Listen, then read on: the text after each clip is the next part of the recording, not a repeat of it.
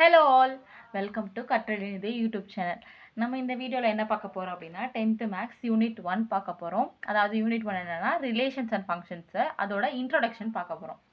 Okay, நீங்கள் யோசிப்பீங்க relations and ஃபங்க்ஷன்ஸ்னால் என்ன, எந்த மாதிரி இருக்கும் அப்படின்னா, நீங்கள் 9th ஸ்டாண்டர்டில் படிச்சுருந்துருப்பீங்க செட்ஸ்ன்னு சொல்லிட்டு ஒரு லெசன். அதில் அதோட மோர் எப்படி சொல்கிறது, அது நீங்கள் கொஞ்சம் பேசிக்காக படிச்சுருந்துருப்பீங்க. இதில் அதை விட கொஞ்சம் எக்ஸ்ட்ராவாக கொஞ்சம் டெப்த்தாக பார்ப்பீங்க இதில். ஓகேவா? இப்போ நம்ம ஃபஸ்ட்டு ரிலேஷன்ஸ் அண்ட் ஃபங்க்ஷன்ஸ்னால் ஆக்சுவலி அந்த செட்ஸு தான். அந்த செட்ஸோட எக்ஸ்ட்ரான்னு நான் சொன்னேன் இல்லையா? அதாவது கொஞ்சம் எலாபரேட்டாக நம்ம படிக்கிறது. அந்த செட்ஸை 2 ஃபார்ம்ஸை பிரிச்சுருக்காங்க. ஓகேவா? 2 ஃபார்ம்ஸை பிரிச்சுருக்காங்க. அந்த ஒரு ஃபார்ம் என்னென்னா ரிலேஷன் அண்ட் இன்னொரு ஃபார்ம் என்னென்னா ஃபங்க்ஷன். செட்ஸை தான் இந்த மாதிரி 2 ஃபார்ம்ஸை பிரிச்சுருக்காங்க. ஒன்று ரிலேஷன் அண்ட் இன்னொன்று ஃபங்க்ஷன். ஓகேவா? இதுதான் வந்து 2 ஃபார்ம்ஸ். இப்போது இந்த லெசனில் வந்து மெயினாக என்ன அப்படின்னா உங்களுக்கு 2 டைப் ஒன்று இருக்குது. ஓகேவா? இப்போது அந்த 2 டைப் என்னென்னா, ஃபஸ்ட்டு அந்த 2 விஷயத்தை தெரிஞ்சுக்கணும். அதை நான் டைப்ஸ்ன்னு சொல்கிறேன். இப்போ அந்த ஃபஸ்ட்டு என்ன அப்படின்னா ஆர்டர்டு பேர்ஸ். இந்த ஆர்டர்டு பேர் அப்படின்னா என்னென்னா, ஃபஸ்ட்டு நீங்கள் இந்த பேர்னா என்னன்னு நீங்கள் நினைக்கிறீங்க? பேர்னா 2. அதாவது நீங்கள் ஸ்லிப்பர் எப்படி சொல்லுவீங்க? அது 2 தான் இருக்குது. நம்பர் ஆஃப் அதோட எண்ணிக்கை என்னன்னு பார்த்தீங்கன்னா 2. ஆனால் நீங்கள் அதை என்ன சொல்லுவீங்க? ஒரு செட் அப்படின்னு சொல்லுவீங்க. கரெக்டாக? அதான் அப்போ அந்த ஒரு செட்டுக்கு என்ன மீனிங் இருக்குன்னா 2 அப்படிங்கிற மீனிங் இருக்குது. அதே மாதிரி இப்போ கம்மல் போடுறீங்க. அந்த கம்மல் என்ன சொல்லுவீங்க? 2 கம்மல்னா சொல்லுவீங்க? கிடையாது, ஒரு செட்டுன்னு தான் சொல்லுவீங்க. ஒரு செட்டில் 2 இருக்குன்னு சொல்லுவீங்க. ஸோ அந்த பேர்னாலே 2 அப்படிங்கிற மீனிங் நான் ஞாபகம் வச்சுக்கோங்க. ஓகேவா? பேர்னா 2 அப்படிங்கிற மீனிங். அதாவது A, B 1, 2 அந்த மாதிரி பேர்ஸு. ஓகேவா? பேர்ஸ்னால் 2ன்னு தான் அர்த்தம். இது நீங்கள் நல்லா ஞாபகம் வச்சுக்கோங்க. அதாவது இதுக்கு நான் ஒரு எக்ஸாம்பிள் சொல்கிறேன். புக்கில் கொடுத்துருக்க மாதிரி ஒரு எக்ஸாம்பிளோட சொல்லணுன்னா, இப்போது மேம் கிளாஸ் நடத்திட்டு இருக்காங்க. ஓகேவா? கிளாஸ் நடத்திட்டு இருக்காங்க. இப்போ ஸ்கூலில் போய் லெசன் எடுக்கும் போதுலாம் எந்திரிச்சு லைனாக எந்திரிச்சு படிங்க, இல்லை நான் சொல்கிறவங்க ரோல் நம்பர் சொல்கிறேன், அவங்க அந்த ரோல் நம்பரில் எந்திரிச்சு படிங்கன்னு சொல்லுவாங்க தெரியுமா? அந்த மாதிரி இப்போ என்ன சொல்கிறாங்கன்னா, மேம் வந்துட்டு 4th டெஸ்கில் லாஸ்ட்டாக உட்காந்துருக்க பையன் எந்திரிச்சு, பையனோ பொண்ணோ எந்திரிச்சு படிங்க அப்படின்னு சொல்கிறாங்க. ஓகேவா? அதாவது 4th டெஸ்கில் லாஸ்ட்டாக உட்காந்துருக்காங்க. ஓகேவா? இல்லை நீங்கள் ஃபஸ்ட்டுன்னு வச்சுக்கோங்க, ஃபஸ்ட்டாக வச்சுருக்காங்கன்னு வச்சுக்கோங்க. ஃபஸ்ட்டாக இருக்கிற பையனோ பொண்ணோ எந்திரிச்சு படிங்க அப்படின்னு மேம் சொல்கிறாங்க. அப்போ நீங்கள் இது எப்படி சொல்லுவீங்கன்னா 4th டெஸ்கில் ஃபஸ்ட்டாக இருக்கிறவங்க அப்படிங்கிறது மீன் ஆகும். இதுவே வந்துட்டு நெக்ஸ்ட் என்ன சொல்கிறாங்க அப்படின்னா, மேம் வந்து ஃபஸ்ட்டு டெஸ்கில் செகண்டாக உட்காந்துருக்க பொண்ணோ பையனோ எந்திரிச்சு படிங்க அப்படின்னு சொல்கிறாங்க. ஃபஸ்ட்டு டெஸ்கில் செகண்டாக இருக்கிறவங்க. அப்போ ஃபஸ்ட்டு டெஸ்கில் செகண்ட் அப்படிங்கிறது 1/2 அப்படின்னு மென்ஷன் ஆகும். அவ்வளோதான், வேறு எதுவுமே கிடையாது. ரொம்ப ஈஸி. இது ஆர்டர்டு பேர்னா இதுதான் மீனிங். ஒரு ஆர்டரில் இருக்கிறது அப்படிங்கிற மாதிரி ஒரு மீனிங் வரும். ஓகேவா? இப்போது நான் 2 இருக்குன்னு சொன்னேன்ல. இப்போ நம்ம செகண்ட் என்னன்னா கார்ட்டீசியன் ப்ராடக்ட். இப்போது நம்ம போன மாதிரி பேர்னா என்னன்னு பார்த்தோம். அதே மாதிரி இப்போ ப்ராடக்ட்னா என்ன? ப்ராடக்ட்னா பொருள் அப்படின்னு சொல்லக்கூடாது. அது ப்ராடக்ட்னா பொருள் தான். ஆனால் நீங்கள் மேத்தமெட்டிக்கலாக சொல்லும்போது ப்ராடக்ட்னா என்ன?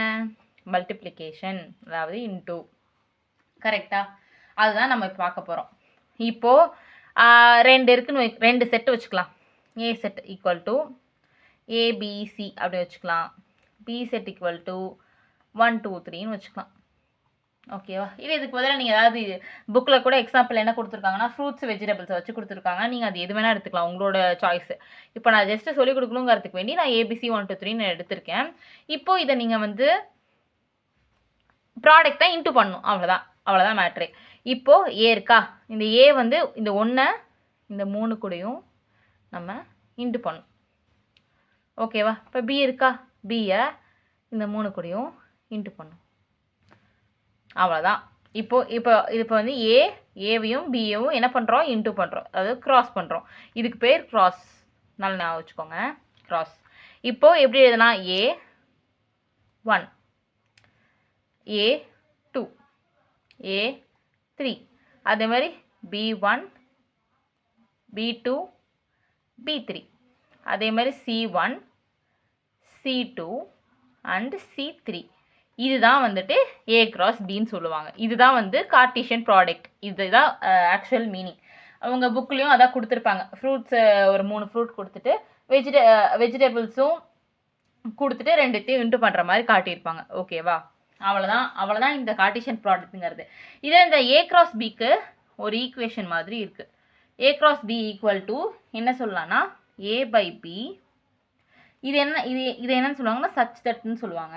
நல்லா ஞாபகம் வச்சுக்கோங்க, சச் தட்னு சொல்லுவாங்க. ஓகேவா? சச் தட் நான் வேறு இங்கே எழுதிட்டேன்னா ஓகே, இது பக்கத்துலேயே வரும், நீங்கள் அதை பார்த்துக்கோங்க. சச் தட் A இதுக்கு பேர் பிலாங்ஸ் டு, ஓகேவா? இதுக்கு பேர் belongs to small a belongs to A, B belongs to B. அவ்வளோதான். இதை மட்டும் நீங்கள் ஞாபகம் வச்சுக்கோங்க. இது உங்கள் புக்லேயே கொடுத்துருப்பாங்க. இந்த A cross B அப்படிங்கிறதுக்கு இதுதான் ஒரு ஈக்குவேஷன் மாதிரி. ஓகேவா? இது பார்த்து வச்சுக்கோங்க இம்பார்ட்டண்ட்டாக. அவ்வளோதான். இந்த வீடியோவில் நம்ம என்ன பார்த்துருக்கோம்? ரிலேஷன்ஸ் அண்ட் ஃபங்க்ஷன்ஸோட இன்ட்ரோடக்ஷன் பார்த்துருக்கோம். ஓகேவா? இந்த இன்ட்ரோடக்ஷனில் என்ன சொல்லியிருக்கேன்னா செட்ஸ்னா செட்ஸில் 2 ஃபார்ம்ஸ் இருக்குது. அதாவது ரிலேஷன்ஸ் அண்ட் ஃபங்க்ஷன். ஃபஸ்ட்டு நம்ம ஆர்டர்டு பேர் பார்த்தோம். ஆர்டர்டு பேர்னா அந்த பேர், அதாவது 2 அப்படின்னு சொல்கிறது, அந்த மிஸ் பெஞ்சில் இருக்கிற அந்த எக்ஸாம்பிள் சொல்லியிருந்தோம். அண்ட் இந்த கார்ட்டீசியன் ப்ராடக்ட்டுக்கு நம்ம இதை சொல்லியிருந்தோம். ஓகேவா? இப்போ உங்களுக்கு இதை புரிஞ்சுக்குன்னு நினைக்கிறேன். ஏன்னா நீங்கள் எப்போவுமே நீங்கள் சம்ஸ்குள்ளே போகிறதுக்கு முன்னாடியே அந்த இன்ட்ரொடக்ஷனை நீங்கள் நல்லா பார்த்துட்டிங்கன்னா உங்களுக்கு வந்து ரொம்ப ஈஸியாக இருக்கும். அது ஏன்னா நீங்கள் எல்லாருமே பண்ணுறது தான். நம்ம எடுத்தோடனே என்ன பண்ணுவோம்? எக்ஸாம்பிள் படிப்போம், எக்ஸசைஸ் போவோம். அந்த எக்ஸசைஸில் ஒரு வேர்டு வரும், இந்த பேர் இது. அப்போ நம்ம தேடுவோம், ஓ இந்த ஆர்டர்டு பேர் மென்ஷன் பண்ணியிருக்காங்க, இந்த பேர்னா என்னன்னு நமக்கு தெரியலையே அப்படின்னு நினைப்போம்.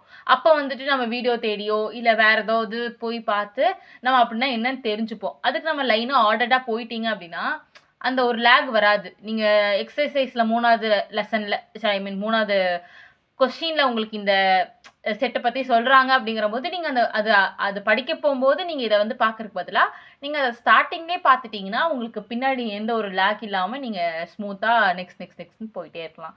ஸோ எந்த லெசன் போகிறதுனாலும் ஃபஸ்ட்டு இன்ட்ரடக்ஷன் அதோட பேசிக் பார்த்துட்டு அதை பற்றி உள்ளே போங்க. ஓகேவா? தேங்க்யூ ஃபார் வாட்சிங். நெக்ஸ்ட் வீடியோவில் நம்ம எக்ஸாம்பிள்ஸ் படிக்கலாம், அதுக்கப்புறம் எக்ஸசைஸ் படிக்கலாம். ஓகேவா? தேங்க்யூ ஃபார் வாட்சிங்.